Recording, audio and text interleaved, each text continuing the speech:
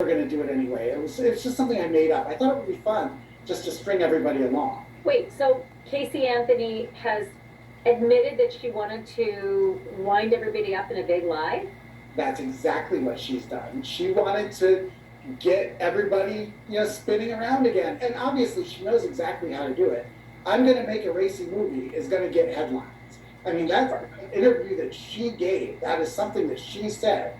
And it turns out that it wasn't true in the first place, which is classic.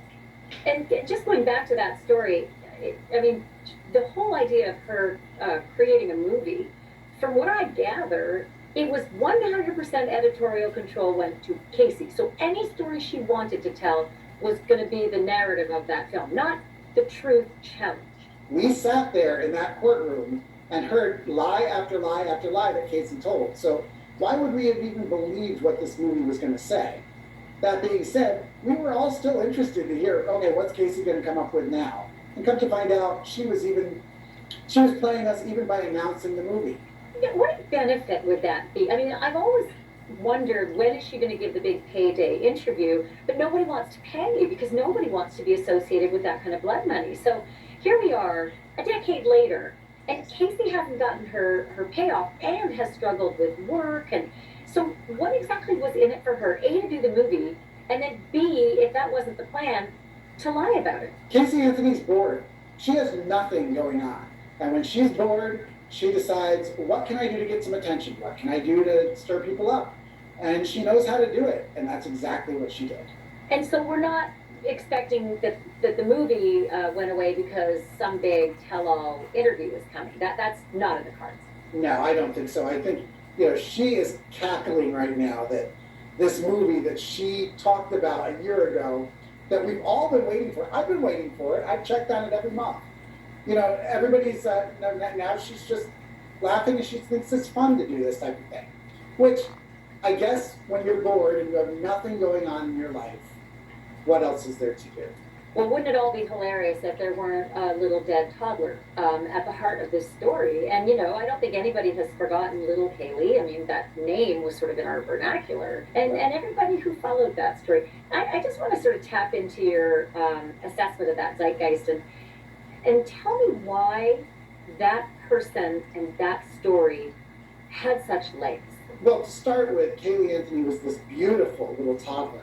And anybody who had kids or has been around kids could just see how radiant and sunshiny and wonderful this little girl was. And then find out that she never really stood a chance because of the mother that she had. And, then seeing lie after lie after lie, which continue obviously to this day. We couldn't get enough because, Casey would just tell these lies and nothing she said would make sense. But she was so almost convincing in the way that she said it. Like, you believe that she believed what she was saying. I think she did. I think so too. I do. Yeah, I think she convinced herself of her stories and it became much easier to tell them.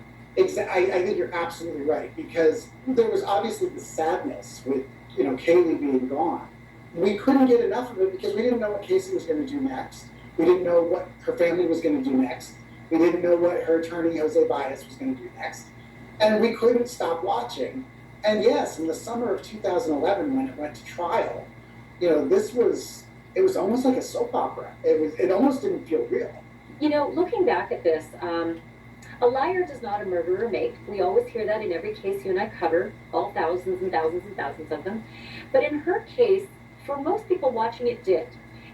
Her lies were so exquisite and so profound and lengthy that people just believed that it had to be true, that she was the murderer.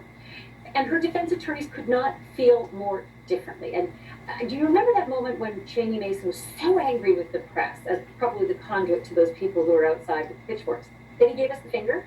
Yes, I do remember that.